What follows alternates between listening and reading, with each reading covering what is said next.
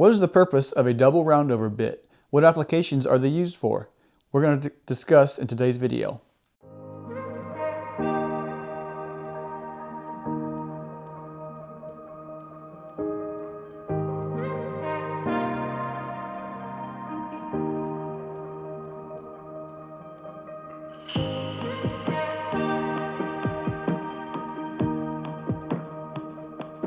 So what is a double roundover bit?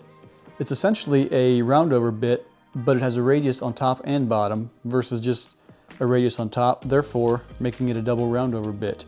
The advantages to using it is you get the roundover effect in one pass on top and bottom, therefore cutting down on production time a lot.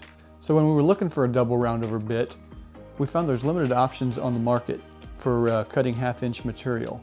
So the first bit we ordered it too small, and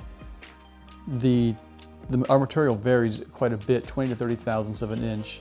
So we went a little bit bigger, and that seems to work better. The one we sell now and use for our own projects is 550 thousandths of an inch.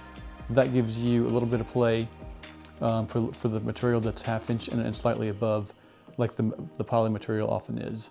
So the bit is a plunge bit, which allows you to plunge into the material.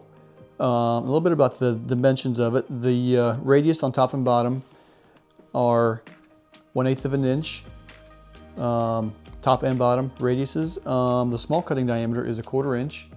The shank size is 1/2 inch. And the feeds and speeds we've found that work really well and give us a clean edge are 14,000 RPMs and 250 inches per minute. And we run it in a conventional direction as well. So that seems to give us a really nice edge finish, and the bit seems to last the longest with those specs. So here's the before and after of a part.